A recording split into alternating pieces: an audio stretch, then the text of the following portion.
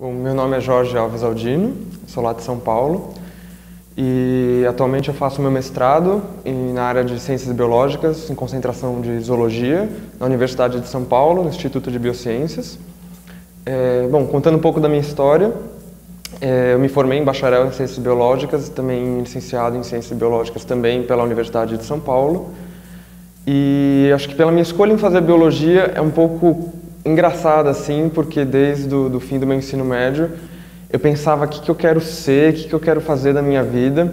E aí eu olhava assim, listas de profissão, de áreas em que eu podia trabalhar, e eu olhava coisas como medicina, advocacia, coisas assim, e eu falava, não, eu não quero isso pra mim, eu não me vejo fazendo esse tipo de coisa, não me vejo trabalhando no escritório, atendendo, coisa assim. E aí, no fim das contas, eu acabei conciliando essa quase que exclusão de atividades com a paixão que eu sempre tive com seres vivos, na verdade.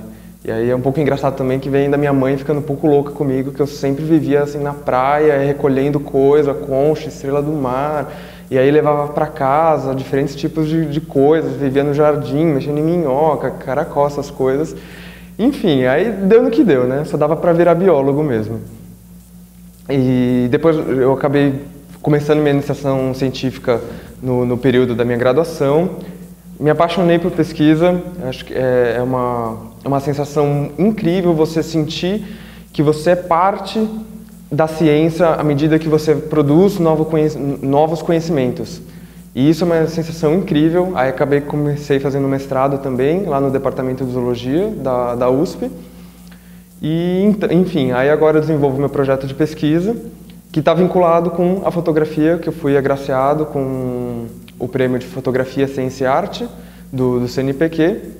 E o projeto que eu desenvolvo é de anatomia e desenvolvimento numa espécie de ostra aqui do litoral do Brasil. E o que eu, na verdade, decifrando aí a motivação biológica por detrás disso, é tentar entender como que ocorre a diferenciação de diferentes estruturas e órgãos, desde quando o animal é uma larva lá no mar até se formar de fato como um organismo adulto. E aí tem uma série de passos, na verdade, muito interessantes e que ninguém nunca tinha entendido, ninguém nunca tentou olhar a fundo nisso. E esse, na verdade, é o meu projeto, é aquilo que eu estou lutando para responder. Falando em grandes transformações assim na natureza, a gente, principalmente nos organismos, que acho que nos seres vivos, que é o meu foco, a gente vê transformações que são muitas vezes completos enigmas, né, para a gente. E aí acho que cabe a nós como cientistas tentar entender, desvendar aquele processo, quais são todos os elementos que estão ali envolvidos, para depois mostrar. Depois tem acho que o papel da pesquisa, depois da divulgação e do ensino, em trazer, então, seja como for, por exemplo, o mencionado de lagarta, ou como no meu organismo, que também tem uma fase larval, que depois sofre uma metamorfose para ter um organismo adulto.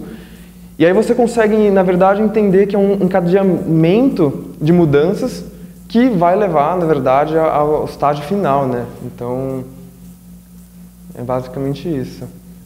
Não dá para parar, eu acho, em pesquisa. Acho que começou, você toma um gosto, uma motivação que acho que é muito difícil agora parar. E acho que eu falo também, como todos que já começaram a se envolver de algum modo em pesquisa, como todos os pós-graduandos que eu conheço também, que quando a gente começa a trabalhar com pesquisa, a gente está tentando responder uma pergunta. A gente vive para tentar entender e responder um problema, uma pergunta. Mas à medida que a gente está conseguindo responder, no fundo da nossa mente, a gente já está com mais 3, 4, 5 perguntas.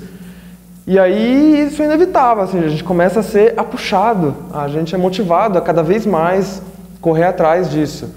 Então, acho que no futuro eu só consigo me ver, pelo menos por hora, mexendo com novas perguntas, explorando novas áreas que ainda tem, com certeza, para serem desenvolvidas. Considerando o contexto de produção de conhecimento e pesquisa nacional, assim, as bolsas já são fundamentais, porque é um trabalho tão árduo que a gente se dedica de corpo e alma assim, para conseguir executar essa pesquisa dentro de prazos, dentro de um cronograma, e que, assim, em contraponto, se não há bolsas, acho que essa atividade simplesmente não ia acontecer. Acho que todos os tipos de bolsas de fomento, elas são essenciais para a continuidade da pesquisa, para a formação, na verdade, dos pesquisadores na continuidade de todas as atividades de pesquisa.